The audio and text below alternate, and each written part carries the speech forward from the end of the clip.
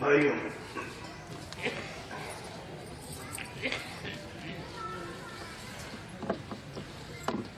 ये मेरा सौभाग्य है कि गुरु भगवान ने एक अवसर और दे दिया आप लोगों के बीच में कुछ चर्चा करने का। जो लोग प्रेम करते हैं किसी से,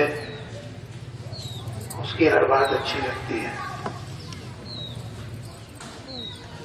वो उसकी प्रशंसा करते हैं। ये जो कुछ हमारे मित्र कह रहे थे, ये प्रेम करते हैं इसलिए कह रहे थे। वास्तविकता ये है कि मैं भी उसी मार्ग पर चल रहा हूं, मैं भी यात्रा में हूं, आप भी यात्रा में। कुछ थोड़ा आगे पीछे का अंतर हो सकता है, हम सभी यात्रा में हैं। इसलिए मेरा कोई भाव गुरु भावुक नहीं है। मैं कभी स्वप्न में भी अपने को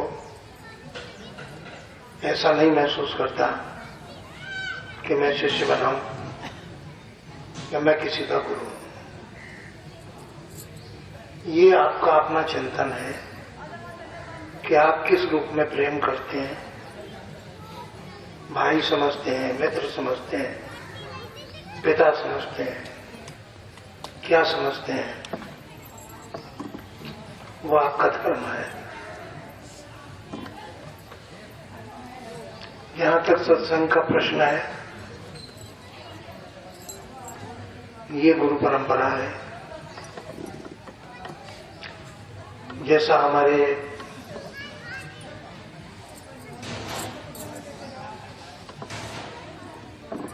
गुरु महाराज ने इस यात्रा को कई भागों में विभाजित किया है।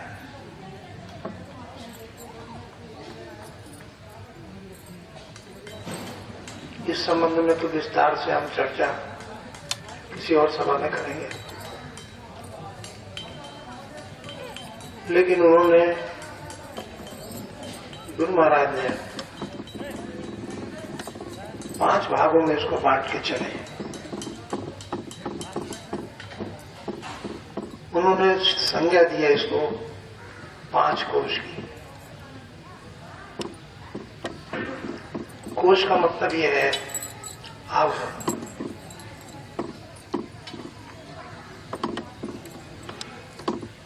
गिलाफ कवर चढ़ा हुआ है 5। जैसे कि मैं पहले बैठा हूं, कवर है, कुर्ता है, कवर है और बनियान है, उसके अंदर शरीर है। आत्मा तक जाने के लिए 5 आवरण माने। खास बात नहीं है, बड़ी सरल है। और वो 5 आवरणों की बड़े सरल है। सबसे बाहर में जो दिखता है वो ये शरीर दिखता है। क्या कभी आपको प्राण दिखता है? क्या कभी आत्मा दिखती है? शरीर का भी एकदम बाहरी ये खाल से जो ढका हुआ, ये जो आवरण से इस मलिन शरीर को, इस घृणित शरीर को आप देख नहीं सकते,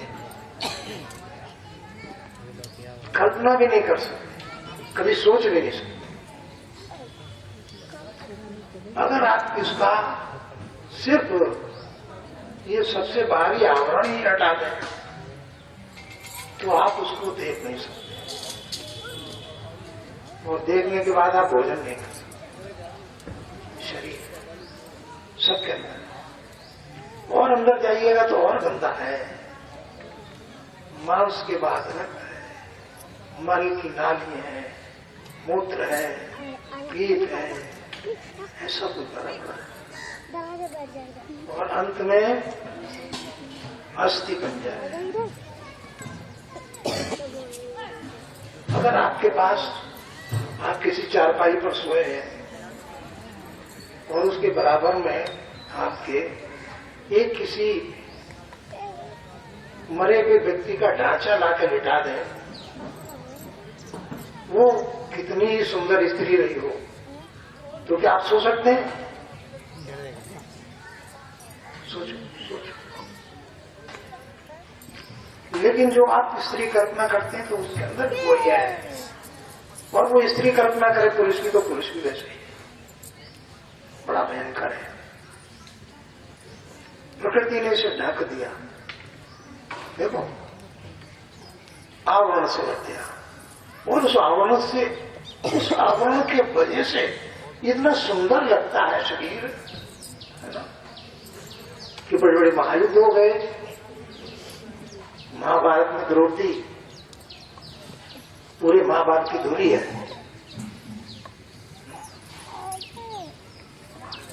तो इस नश्वर और बेकार और घृणित शरीर में भी एक काम की चीज है,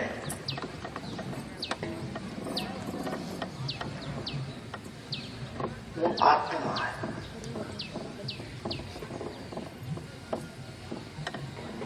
आत्मा, उसकी वजह से ही ये सुंदर लगता है। और जब तक इस शरीर में उस आत्मा का निवास है तब तक ही सुंदर है, तब तक ही अपना प्रिय है, तब तक ही उससे प्रेम है, तब तक हम उसके लिए जान भी दे सकते हैं।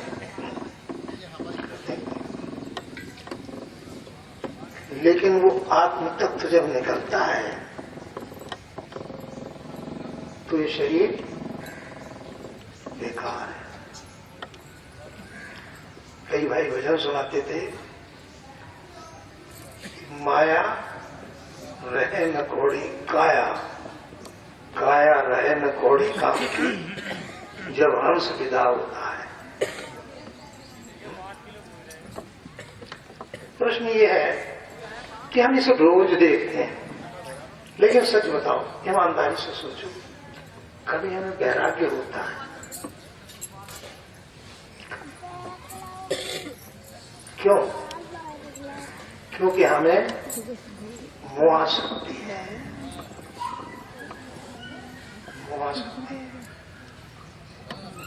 मैं महात्मा तुलसीदास की इस चौपाई को बहुत जगह, बहुत बार, बहुत परिप्रेक्ष्य में कहता हूं, फिर कह रहा हूं, वही सेमर, वही सुआ, सेवत सदा बसंत, और तुलसी महिमा मोह की सुनत सराहत। परमात्मा ने ये भाव दे दिया मोह का।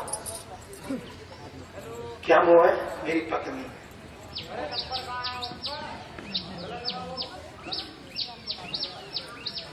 मेरा बच्चा है, मोह है। पड़ोसी का एक्सीडेंट हो जाए, थोड़ा दुख होगा कि यार अच्छा आदमी था, पड़ोस में मर गया। अगर अपने बेटे का हो जाए तो अस्पताल में पड़ा रहेगा, चिल्लाएगा, प्रार्थना करेगा, भगवान से कहेगा कि तू इसकी जान मत दे, मेरी दे दे। क्या है? क्यों कर रहा है? मैं का मोह है। इस मोह से ही सारा संसार चल रहा है। अगर ये मोह ना हो तो संसार चल नहीं सकता। बड़ा सुंदर प्रसंग श्रीमद् भागवत में आता है कि जड़ भरत उसको जो पहले ज्ञान हुआ तो जंगल में तप कर रहे थे राजा भरत।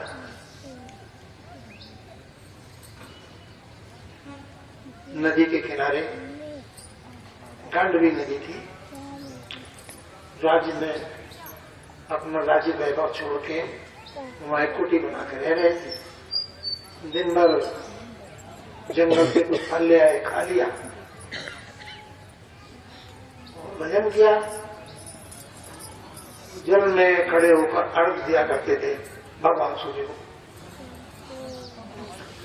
तो अर्घ दे रहे थे तो देखते क्या है कि एक शेर एक हिरणी के पीछे भाग रहा। अब जरा कल्पना कीजिए, आपके पीछे अगर कोई मारने को डाकू पकड़ा हो, आप जान बचाने के लिए आते हो, तो आपकी दशा कैसी होगी? प्रत्येक जीव मात्र इस प्राण की रक्षा के लिए बहुत उपाय करता है, सब कुछ करता है। और वो पशु भी करता है। एक चींटी भी हो, वो भी अपनी प्राण रक्षा करती है। एक हाथी भी करता है, सब करते हैं। हिरनी भाग रही है, भागते भागते शेर पीछा कर रहा है। ये नदी में खड़े जल दे रहे हैं, अर्घ दे रहे हैं भगवान को। शेर की दहाड़ से आपको नहीं देखा कि क्या बढ़ गए, तो हिरनी किनारे पे आके कूदती है, जंप मारती है।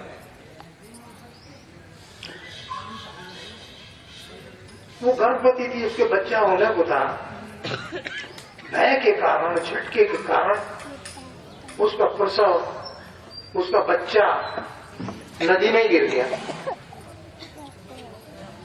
और वो किनारे पर गिरते गिरते मर गई। अब इन्होंने देखा कि जीव हत्या हो रही है मेरे सामने। ये हिरनी मर गई, ये बच्चा है, ये एकदम जमना तड़प रहा है पानी में। इन्होंने उस बच्चे को उठाया। उस बच्चे से मोह हो गया, राज्य छोड़ दिया, पत्नी छोड़ दी। राजाओं की अनेक पत्नियां होती थी,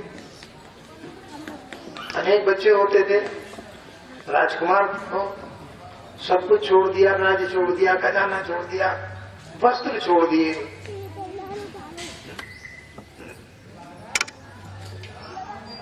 सोने के पात्रों में भोजन करता था, छोड़ दिए। बिछाने के लिए कंबल नहीं, वैसे पड़ा जाड़े में। लेकिन मोह किससे हुआ? उस बच्चे से मोह हो गया। मोह का पता नहीं चलता है, मोह का पता नहीं चलता कब हो जाए, किससे हो जाए, कहाँ हो जाए। और कष्ट जो छुपा है वो मोह में छिपा है, वो कहीं छिपा नहीं है। सोचो, अपने जीवन में सोचो।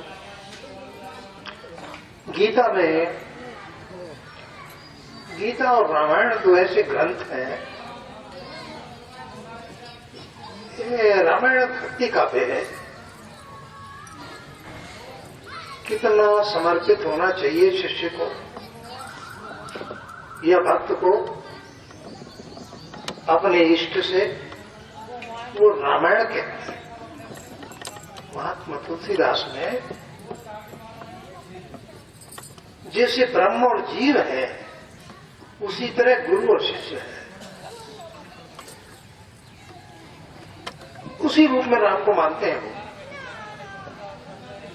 हालांकि बाद में उन्होंने राम की परिभाषाएं बदली हैं रामायण में।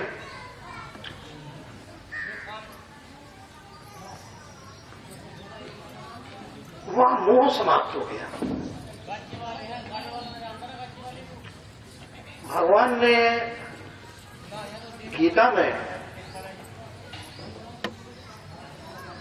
गीता एक समाज शास्त्र है, गौर कर करके देखो आप, धार्मिक विवेचना में मत जाओ। समाज शास्त्र क्या हो रहा है? ये द्वापर था, झगड़ा किसमें हुआ? कौरव और पांडव में। कौन थे आपस में? सगे चचेरे तहेरे भाई, दो भाइयों की संतान।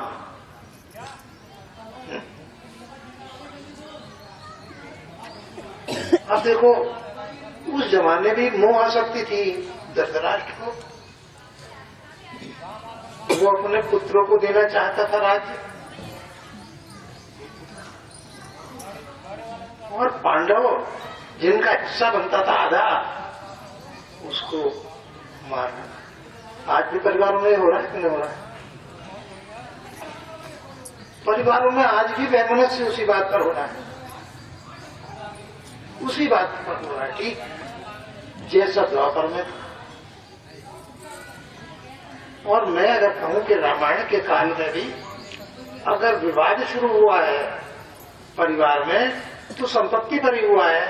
जब राम को दशरथ राज्य देना चाहते थे और कैकेयी चाहती थी कि मेरे पुत्र को मिले, तो झगड़ा काहे का हुआ? चाहे त्रेता देखो, चाहे द्वापर देखो, चाहे कलयुग देखो, बात वो की वही है। पात्र बदले हैं, विवाद आज भी है, आज भी संपत्ति पर हत्या है, आज इसी मोह के कारण सारा कुछ गड़बड़ है। तो मैं ये मान के चलता हूं कि ग्रंथ महाभारत एक समाज शास्त्र है, विस्तृत समाज शास्त्र है। और भगवान ने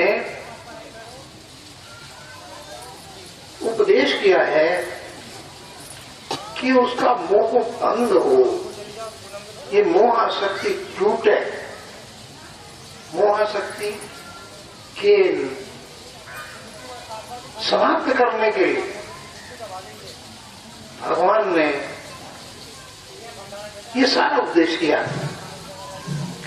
तो इसका मतलब आज की परिस्थितियों में भी गीता से ज्यादा काम का कोई ग्रंथ नहीं है। महर्षि वेदव्यास ने 1,00,000 श्लोकों की रचना की है, जो दुनिया में किसी ने नहीं की। महाभारत एक ही काव्य में, उसके अलावा भी उनका बहुत वर्क है, बहुत काम है। उपनिषदों पर काम किया, वेदों का सरलीकरण करा, लेकिन उपनिषद भी इतनी क्लिष्ट है कि वो साधारण व्यक्ति को समझने में कठिनाई है। उसका एक कारण भी था। क्या था? पढ़ना लिखना,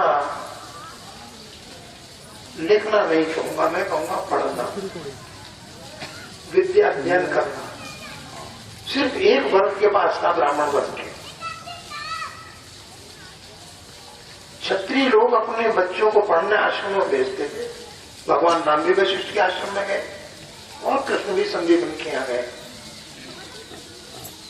क्षत्रिय लोग आश्रम नहीं बनाते थे, उनका काम युद्ध का था, राज्य चलाने का था। ब्राह्मण राजा नहीं होता था, ब्राह्मण राजगुरु होता था, लेकिन खुद गद्दी नहीं संभालता था, खुद हथियार उठाता नहीं था। और मजा ये है कि हथियार चलाना सिखाता था। द्रोणाचार्य आचार्य थे, वो इन पांडवों के गुरु थे, अर्जुन के गुरु थे, कर्ण के गुरु थे। इनको सिखाया उन्होंने, लेकिन खुद हथियार नहीं उठाते थे। ये अपने राजा की तरफ से लड़ने ब्राह्मण जरूर जाते थे। जब राजा को आपत्ति पड़ती थी, जिसका ये नमक खाते थे, जिसके दरबार में रहते थे, जिसकी सेवा करते थे, उसकी तरफ से ऐसे प्रसंग मिलते हैं। क्योंकि द्रोणाचार्य भी कौरवों की तरफ से लड़ने गए, इस वक्त प्रसंग सिर्फ इतना है आज की सभा में कि भगवान ने गीता में जो उपदेश किया है, कृष्ण ने जो उपदेश किया है, उसे इतनी तन्मयता से सुना और समझा अर्जुन ने कि अर्जुन कृष्णमय हो गया, कृष्ण का ही स्वरूप हो गया। देखो एक बात सोचो, अगर एक शिष्य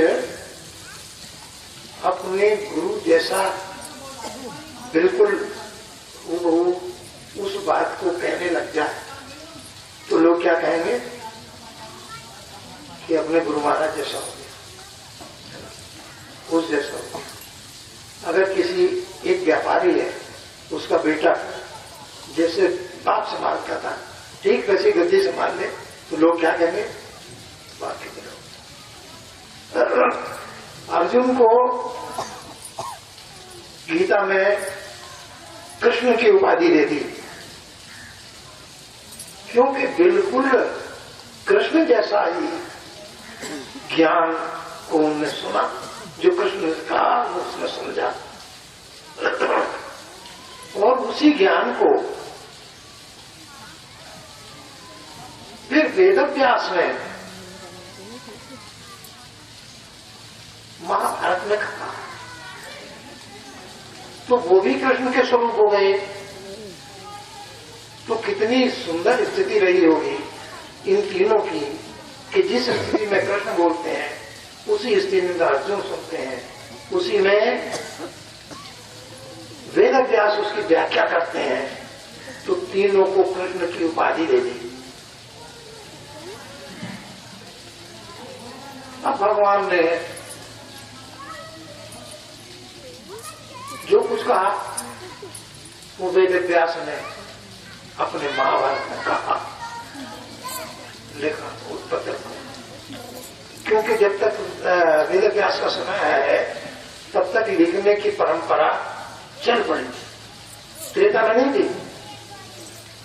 राम के जमाने में महर्षि वशिष्ठ ने कहा है और उन्होंने याद कर लिया। वाणी से कहते थे, वैसे लिपिबद्ध नहीं था, लेकिन वेदव्यास ने लिपिबद्ध किया। और बाद में तो उन्होंने जब ये देखा कि इतना कठिन हो गया तो उन्होंने फिर पुराणों की रचना करी, उपनिषदों के बाद पुराण कर। तो उन्होंने इस ज्ञान को कहा और सबसे पहला क्यों कहा, ये सब लंबा विषय है, इस वक्त बहुत संक्षेप में चलेंगे।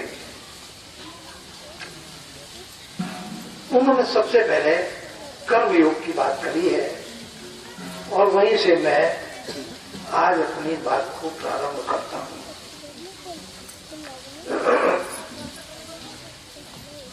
असल में जिस तरह परमात्मा अनंत है, सर्वव्यापी है, जीव का स्वभाव भी कर्म से बंधा हुआ है, कर्म अनंत है।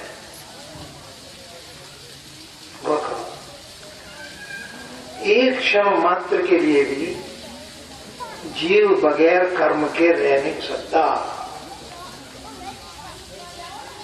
कर्म करता रहेगा। क्यों? आप बैठे हो तो आप कहेंगे तो नहीं करना, लेकिन संस्कृत के विद्वान से पूछो, बैठना क्रिया है।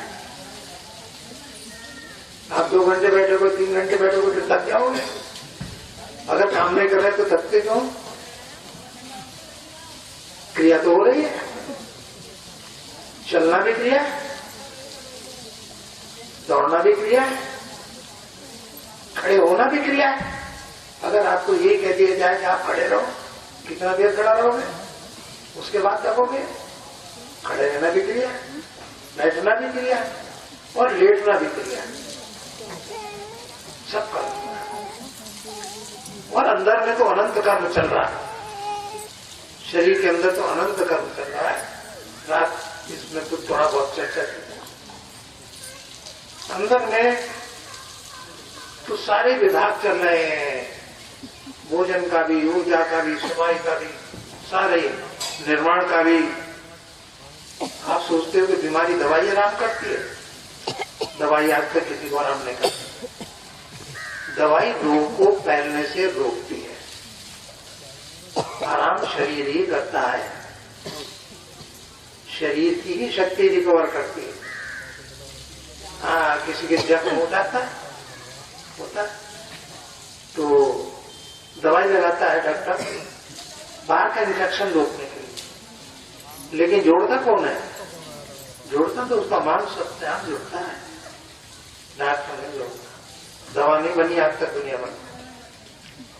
अब जो नई दवाई इजाद कर रहे हैं स्टेम सेल्स को, वो भी शरीर से ही ले रहे हैं, और वो सेल्स एकदम वृद्धि करके उस स्थान की पूर्ति करते हैं। तो वो कहता है कि कर्म अनंत है, कर्म हो रहा है, जीव बगैर कर्म करे रह नहीं सकता है। इसलिए कर्म को भगवान ने सर्वप्रथम महत्व दिया कर्म योग का, और यहां उन्होंने व्याख्या की है धर्म की। धर्म की, आप कहते धर्म का कार्य है। धर्म का उन्होंने व्याख्या की कि धर्म आदमी का कर्तव्य है, उसे क्या करना चाहिए वो धर्म है। धर्म हिंदू, मुसलमान, ईसाई, पारसी जैसा कुछ, क्योंकि उस जमाने में तो वैदिक ही धर्म था और कुछ आई नहीं। और धर्म और संप्रदाय में अंतर है मोटे रूप से, जैसे मैं समझता हूं। धर्म वो है जहां कोई एक निश्चित बंधन नहीं है कि आप ऐसे पूजा करो। वैदिक धर्म में ये कहा कि परिस्थिति के अनुसार आदमी का विभिन्न प्रकार से यात्रा करने का स्वभाव बनता है। कोई आदमी भजन से प्राप्त करता है, कोई आदमी योग से प्राप्त करता है, कोई आदमी तप से ही करता है, कोई आदमी भक्ति से ही करता है, कोई प्रेम से ही करता है। अनेक अनेक तरीके हो सकते हैं। इसलिए ये नहीं कहा कि यही मार्ग ठीक है, दूसरा मार्ग गलत है, क्योंकि किसी के लिए कोई सा मार्ग सुलभ हो सकता है। तो उन्होंने ये कहा कि भाई ऐसा करो कि कर्म व्यवहार में आप धर्म हुआ जो आपको कर्म करना चाहिए। और धर्म की पहचान क्या है कि वो मनुष्य के जन्म से पहले बनता है। कैसे बन गया आपका धर्म? आपकी माँ, आपके पिता पहले बन गए कि नहीं बन गए? जन्म तो बाद में हुआ 9 महीने के, जब घर में आया तब बन गए। माता पिता तब बन गए, और माता पिता की सेवा करना तुम्हारा धर्म बन गया। तो धर्म तो तुम्हारा पहले निश्चित हो गया। और तुम हिंदू परिवार में हो गए तो आपने हिंदू धर्म ग्रहण कर लिया। फिर मुसलमान क्या हो गया तो तुम मुसलमान कर लिया। तो वो कहता है कि धर्म मनुष्य के जन्म से पहले बनता है, और धर्म प्रतिक्षण बदलता है, प्रतिक्षण बदलता है। अब अभी ये भाई बता रहे थे कि हम नदी में बात थे, तब उस वक्त इनका धर्म था जल्दी आश्रम पहुंचो, और जब आश्रम हो गए तो इनका धर्म बना कि जल्दी मुझसे मिले, और उसके बाद धर्म बना कि नाश्ता करें, जलपान करें, पूजा करें। धर्म बदल रहा, धर्म प्रतिक्षण बदल रहा, कर्तव्य बदल रहा। तो उन्होंने कहा कि धर्म बदलता है, अपने धर्म का कर्तव्य का पालन करना चाहिए। एक वकील है, उसका धर्म है कि अपने मौके के लिए ईमानदारी से पैरवी करे। एक डॉक्टर है, उसका धर्म है कि अपनी पूरी योग्यता के अनुसार एक मरीज का इलाज करे। एक मास्टर है, उसका ये धर्म है कि पूरे कर्तव्य श्रद्धा के साथ पूरे ईमानदारी से और पूरे ज्ञान को अपने शिष्य को दे, धर्म है। इसीलिए हमेशा गुरु अपने शिष्य को अपने से भी योग्य करना चाहता है। जिस तरह माँ बाप अपनी लौकिक संपदा अपने परिवार को छोड़ते हैं, देखो गुरु को उबारने वाले और डुबाने वाले शिष्य होते हैं।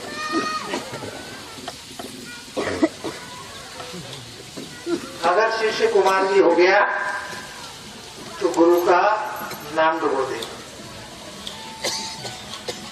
और अगर शिष्य धर्मात्मा हो गया हो तो वो गुरु का नाम होना चाहिए।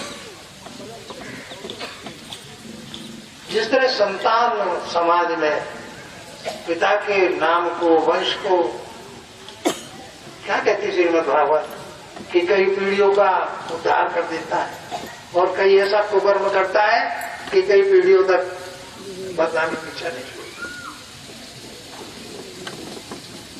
धर्म का अपने पालन, अपने कर्तव्य का पालन कर, और उसका कर्तव्य फिर ये भी है कि इस मोह शक्ति से हटके जाने कि मेरी यात्रा कहां तक है। क्या मेरी यात्रा शरीर के साथ समाप्त हो रही? शरीर तो प्रकृति से निर्मित था, अरे तो इसी प्रकृति से पंचभूत से बंधा शरीर, और पंचभूत में चला जाएगा, खत्म। यहां से न कुछ जाएगा ना आएगा। आप देखो अभी आपके कुछ बुजुर्ग ऐसे होंगे, मैंने तो खूब देखा है, ब्रिटिश साम्राज्य था, अंग्रेजों का इतना दबदबा था, अंग्रेज हुकूमत का। उससे पहले मुगल साम्राज्य, मुगलों से पहले और हिंदू राजा थे, बदल रहा एक तो नहीं रहा। ये बताओ उनके राज्य कहाँ चले गए, उनकी संतानें कहाँ चली गई, उनकी वारिसें कहाँ चले गए।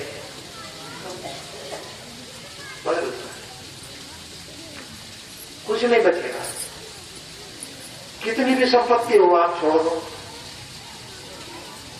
सब बटेगी, किसी में बढ़ जाएगी, जिसका हाथ लगेगा छीन बचेगा। पांडवों ने पूरी विजय प्राप्त करने के बाद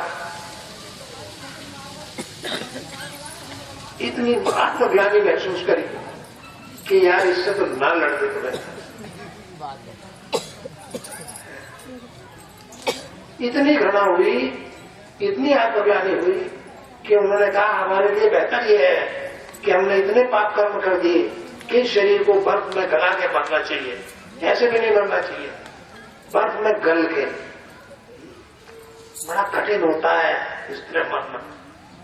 और पांडव राज्य को छोड़ के अपने बेटे को देके, ले भैया तू कुछ कर, हम तो चले। कर दी, इसी रास्ते से गए हरिद्वार से। तब उस जमाने में हरिद्वार तक बर्फ पड़ती थी। हरिद्वार ये हरि का दरवाजा था। पहाड़ शुरू हो जाते थे, गंगा यहां उतर रही, आगे बढ़ते थे, बर्फ बर्फ में चले गए। और इन स्थानों पर गए केदारनाथ वगैरह। ये कहते हैं कि जब भगवान केदारनाथ के दर्शन करने गए पांचों पांडव, छठी द्रौपदी, तो मंदिर के द्वार पर जब पहुंचे तो दूर से उन्होंने देखा कि वो जो शिवलिंग था वो जमीन में उल्टा हो गया, जमीन में धंसने लगा और उसकी ऊपर शिला निकली है। तो उन्होंने भीम से कहा, युधिष्ठिर ने, कह रहे देख नहीं रहा कि हम इतने पापी हैं कि हमें देखकर ये भगवान का शिवलिंग भी नीचे जमीन में चला गया और इसकी जड़ निकल आई, ये भी कहीं जमीन में चली जाए तो इस पकड़ ले। तो भीम ने उस शिला को पकड़ लिया। केदारनाथ में वही है, मूल रूप में वही है। अब इन्होंने मुझसे प्रार्थना करी तो उन्होंने पता क्या कहा, भगवान शिव ने कहा कि मैं कुल घातियों को दर्शन नहीं देता। तब इन्होंने उनसे प्रार्थना करी कि महाराज हम तो यहाँ प्रायश्चित करना आए थे, हमसे जो अपराध हो गए हम तो उसकी सजा भुगतने के लिए आए थे, हम तो इस शरीर को छोड़ने आए थे जो प्रकृति जन्य है, और ये कष्ट इसलिए सहन कर रहे हैं कि जो पाप है उन पाप का बोझ हल्का हो जाए। जब बहुत प्रार्थना की तो भगवान शिव प्रसन्न हुए और उन्होंने कहा कि देख, हमारा जो काठमांडू है वहां पशुपतिनाथ के रूप में हमारा प्रगटीकरण होगा। तो पशुपतिनाथ में निकला है एक लिंग अपने आप भगवान शिव। तो कहने का मतलब ये है कि कर्म के महत्व को दिया है, हमको जो कर्म है उसको देखना चाहिए। किसी भी आदमी की आप पहचान काहे से करते हैं? कर्म से। ईमानदार है कि बेईमान है, चरित्रहीन है कि चरित्र बुरा है, भक्त है। एक शिष्य की भी पहचान कहां से होती है? गुरुमुख शिष्य है क्या? आज भी मैं देखता हूं, एक आध मुझे ऐसा व्यक्ति मिला जो अपने गुरु के प्रति इतनी निष्ठा रखता था, मुझे बड़ा ताज्जुब हुआ कि आजकल का जमाने में, और वो भी बहुत बड़ा ऑफिसर, बहुत बड़ा IAS रैंक। मैंने उसके इन्विटेशन, उनकी लड़की का विवाह का आया मेरे पास, तो उसमें उन्होंने ओम गणेश आय मैंने नहीं लिखा था शुरू में, उन्होंने गुरुवे नामा लिखा, बाद में था गणेश आय। जब भी मैं उनसे चर्चा करता था मुझे बहुत अच्छा लगा, बहुत अच्छा, समझ। तो कहने का मतलब यह है कि आदमी के कर्म से आदमी की पहचान होती है, और सत्संग में आने का एक मतलब है। वो मतलब ये है कि कुछ देर के लिए तो सत्य को स्वीकार कर ले। मैंने संत एकनाथ की कथा सुनी थी, वहाँ वो मैं आपको सुनाऊं, बहुत बार सुनी होगी, कुछ नए भाई होंगे। मैं विशेष रूप से नए भाइयों के लिए बोलता हूँ, पुराने तो ज्ञानी हैं, उनसे तो मैं ही सीखता हूँ, लेकिन नए भाइयों के लिए मैं कभी चर्चा करता हूँ। ऐसा हुआ कि संत एकनाथ के जीवन में एक प्रसंग आता है। आप ज्यादा समय नहीं हुआ संत एकनाथ को, थोड़ा समय हुआ। देखो, संतों के आचरण से, उनकी बातों से अगर हम कुछ शिक्षा लें तभी तो कोई लाभ है, न ले तो क्या फायदा। एक घटना ये घटी कि गांव में को जा रहे थे एक रात, रात्रि हो गई।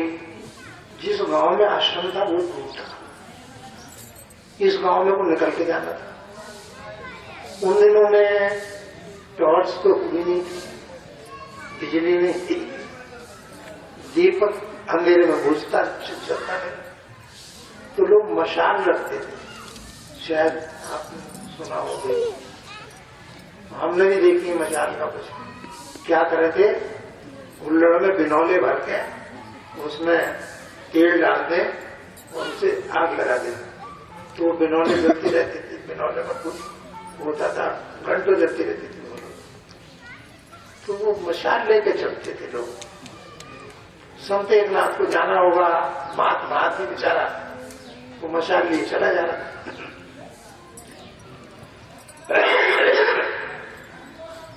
रात्रि हो गई काफी। तो देखता क्या है कि आदमी इन्हें देख के एक तरफ को हट गया रास्ते से। तो इन्होंने उससे पूछा, इन्हें तो होश नहीं थी, वो तो पहले अंधेरे में खड़ा होगा, वो आ रहा होगा, वो इधर बढ़ गया। इन्होंने पूछा कि भाई तुम कौन हो, क्या बात है, अंधेरे में कहां जा रहे हो, मैं तुम्हारी कुछ मदद करूं। उसने कहा कि तुम महात्मा आदमी हो, तुम अपना रास्ता लो, तुम्हें इस बात से क्या मतलब है मैं कौन हूं। मैं तो तुम्हारी मदद करने की बात कर रहा था। तो बोले कि मुझे तुम्हारी मदद नहीं चाहिए, आप अपना काम करो, मुझे अपना काम करना। बोले यार बात बताने में भी क्या दिक्कत थी, अगर तुम हमें बता ही देता। क्या बात थी, मैं तुझे पहुंचा दूं। बोले तुम जाओ महाराज, मुझसे बहस मत करो, तुम अपना काम करो। चक्कर आ गया। ये वहां बोले कि यार कुछ बात है। ये बोले कि भाई देख, अब मैं तो जा रहा हूं आगे, लेकिन एक बात बता तुझे। अब उसे भी पीछे छुड़ाना था। वो बोला कि अच्छा बताओ क्या कहना महाराज, जल्दी बताओ, जाओ, मुझे भी काम पे जाना। तो बोले देख एक बात बता, एक मैं तुझे बात बता रहा हूँ, समझ गए, मानेगा मेरी बात। बोले हाँ मानूंगा, चल बता, जल्दी बता महाराज। अब उसे ले गया, महात्मा कहाँ पल्ले पड़ गया यार, चिपटा हुआ। उन्होंने कहा ऐसा करना कि चाहे तू कुछ ही कर्म कर रहा है, मुझे मत बता, मुझे मत बता तू क्या करना, लेकिन सच बोलना, बस इतना कह के महाराज पड़ गया। तो संतों के अलग होता है, हिसाब ये अलग है। चल एक नाथ चल गए, एक गया, सोचने लगा कि यार वो था चोर, चोरी करने के लिए उससे जा रहा था, उसे अंधेरे की तलाश थी, उसे किसी मकान में जाना था। अब मिल गए वो महात्मा, इसने पूछ लिया। तो चोरी के नियम के अनुसार टोकना वर्जित है। अगर चोर को टोक दो तो उसकी चोरी फिर सफल नहीं होती। अब वो चोर बोला यार ये कहां से भगवान मिल गया, अच्छा खासा काम बन रहा था, जो बेवकूफ महात्मा इसे लेना न देना, और मुझे चिपट गया। अब और चलते चलते ही और कह गया कि कुछ भी करिए, होली इसकी बात मानो। अब उसने सोचा कि यार इस गांव में तो कुछ बन नहीं गया, कुछ बात, चलो यहाँ तो शगुन खराब हो गए, दूसरी है चलते। पास में ही बड़ा गांव था, हो सकता है एक नाथ भी उसी गांव में जा रहे होंगे, वहीं राजा निवास करता था।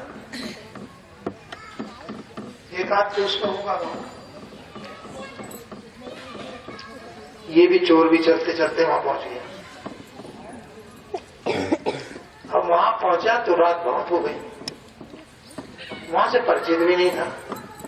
अब चोरों का तो ऐसा ही है कि उन्हें कुछ अंदाज रहता है कि कहाँ पैसा हो सकता है, कहाँ कुछ। तो सोचा कि चलो जो कुछ भी हाथ लगेगा, अब तो शगुन खराब हो ही गए थे, लेकिन अब दूसरे गांव में आ गए, फिर देखते हैं। यहाँ भी उसे एक आदमी मिल गया, वो किसी सड़क पर गुजारा था। एक आदमी ने भाई सुनिए क्या है, अब एक जगह तो पीछे छुड़ा गए थे, दूसरा मिल गया, क्या मामला है। बोले मामला क्या है भैया, तू कहाँ जा रहा है, कौन है, कुछ बता दे। बोले तुम कौन हो। तो उस आदमी ने कहा मैं हूं चोर। अब इसे तसल्ली हुई कि ये काम का आदमी मिला। मैंने कहा मैं भी चोर हूं। बोले यार कोई जगह बता दे, आज तो शगुन खराब हो गए, तो कोई ऐसी जगह बता जहाँ कुछ माल वाला हाथ रखता। बोला ठीक है चलो मैं बताता हूँ। वो ले गया, बोला देख इतनी बड़ी चोरी कराऊंगा कि जिंदगी में फिर चोरी करनी नहीं पड़ेगी, एक बार में इतना माल आता है। कहा? बोले यहाँ का जो राजा है इसके महल में चोरी कर। वो बोला मेरे बस की नहीं भैया, राजा के पकड़ लेंगे सेवा। बोले ये मेरी जिम्मेदारी है, चोरी करना तेरा, पकड़ा जाए ना, ये पकड़ नहीं सकता कोई, ये मैं तरकीब बताऊंगा। बोले फिर तू क्यों ले गया? बोले 2 आदमी चाहिए यार, एक देखने वाला चाहिए, एक चोरी करने वाला चाहिए, और तू मिल गया। बोले ठीक है, मैं नीचे की देखभाल करता हूँ, तू होना चोरी। हाँ। बोले देख इधर एक जीना है, उसके किवाड़ को लेने हैं, वहां चला जा, पैड़ी चढ़ के ऊपर पहुंचेगा, वहां राजा का पक्ष है, यहाँ कोई सिपाही नहीं आने का, मैं खड़ा हूँ, तू बेफिक्र रहे, मैं जीना बेड़ दूंगा, तू ऐसे चला। और उसने बताया कि देख यहाँ पर एक अलमारी में सोने की एक वो रखी है संदूक जी, उसमें कुछ हीरे रखे हैं बहुत कीमती, वो हीरे उठाना, बात खत्म हो गई, बांट लेंगे आते आते। सोने गया, अभी थोड़ा ज्ञानी आदमी है, दरवाजा भी खुला मिल गया, जीना भी है, ऊपर अलमारी भी है, अलमारी खोली, सोने का वो भी मिल गया डिब्बा, इसमें देखा तो हीरे हैं, वाकई में 5 हीरे चमक के बड़े बड़े। सही बात कहता था, ज्ञानी चोर है, बहुत तजुर्बेकार है। ठीक है, 5 हीरे थे। अब उसने सोचा यार 5 2 में कैसे बटेंगे। महात्मा ने एक बात बताई थी कि जो भी कहे बोलिए सच, तो मैं 5 को कैसे बांटूंगा, फिर झगड़ा होगा, वो चोर लेगा 3, वो बता रहा, और अगर 3 न दिए, मैंने 3 दिए, तो वो मुझसे झगड़ा कराएगा, क्या करूं?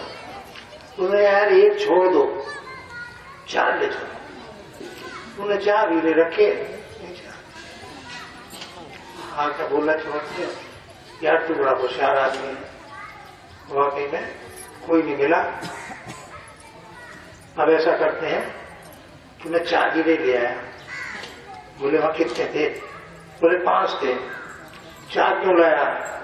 बोले तेरे अंदर और मेरे अंदर वैमनस्य पैदा हो जाता, झगड़ा होता, हीरा कट नहीं सकता, बढ़ेगा कैसे?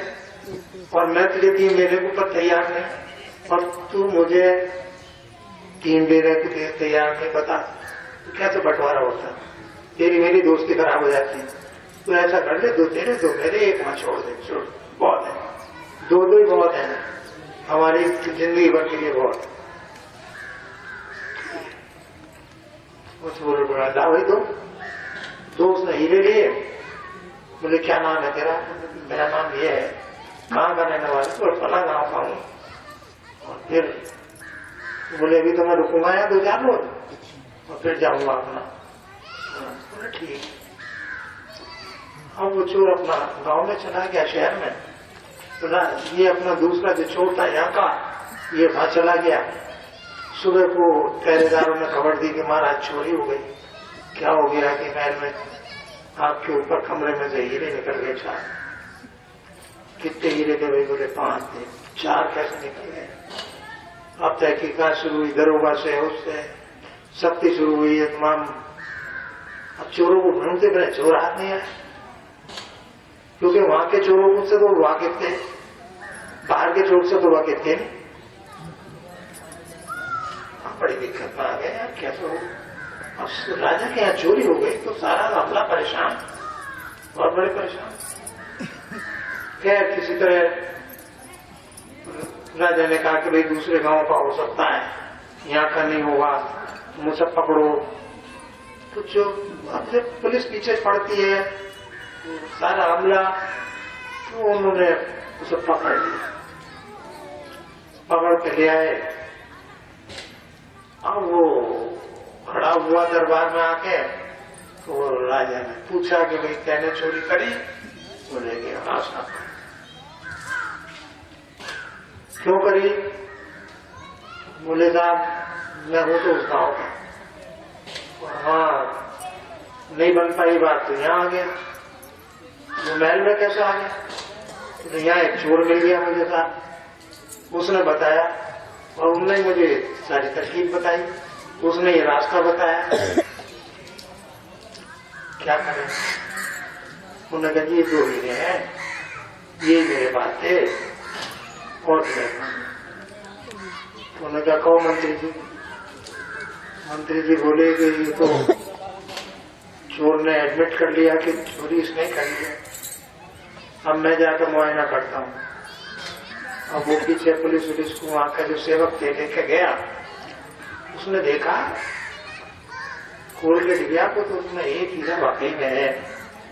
तो उस मंत्री ने वो हीरा उठा लिया चुपचाप और अपने पगड़ी में रख लिया।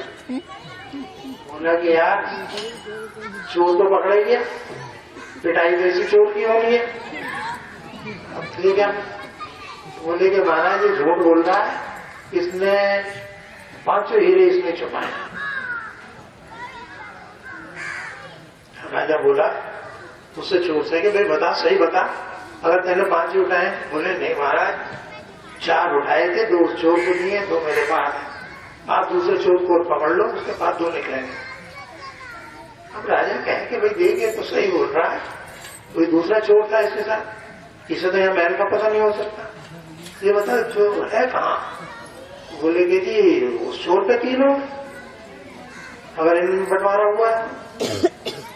तो उन्होंने पूछा इससे कि सही से बता दे, उस चोर को 3 दिए? नहीं साहब, 2 ही दिए, ईमानदारी। अब राजा ने जो पुलिस का आदमी उसके थे, राज सेवक, उनसे कहा कि इसकी मंत्री के कपड़े उतारो। अब जैसे ही उसका साफा खोला तो उसने हीरा निकल गया। राजा ने कहा अच्छा अब इसे बंदी बना लो, इसे बंदी बना लो मंत्री जी को। मंत्री बंदी बना लिया, हाथ पर डाल दिया। बोले तैने ये हीरा चुराया? हाँ साहब, नियत हो गई, ठीक है। तो उन्होंने चोर से कहा कि तुझे पहचान है उस चोर की दूसरी? बोले महाराज मैंने दिन में उसे कभी नहीं देखा, तो रात में मिल गया था अचानक, तो मैं तो उससे कुछ पहचानता नहीं हूँ।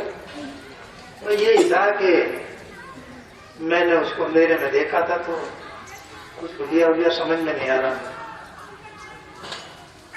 मैं ऐसे ही था इसी कद का। तो राजा ने कहा कि ठीक से देख, मैं तो नहीं था।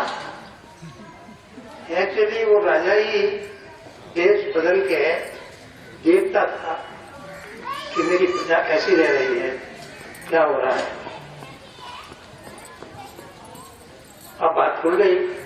राजा ने कहा ये रहे 2 हीरे जो इसने दिए तेरा, 2 हीरे वो रहे, एक मंत्री का नया। मंत्री को जेल भेज दो, ये चोर को रख दो, ये चोर को मंत्री बनाते हैं। अब वो चोर क्या सोचता, कथा का सार आ गया बिल्कुल। चोर ने कहा कि मैंने उस महात्मा की एक बात मान ली कि चाहे कर्म कोई कर, ये बोलिए सच। उस सच का परिणाम ये है, अगर मैं भी झूठ बोलता तो मैं भी जेल में होता। अब उसने राजा से कहा कि महाराज मैंने महात्मा की एक बात सुन ली और मान ली, तो मैं आज मंत्री बन गया आपका।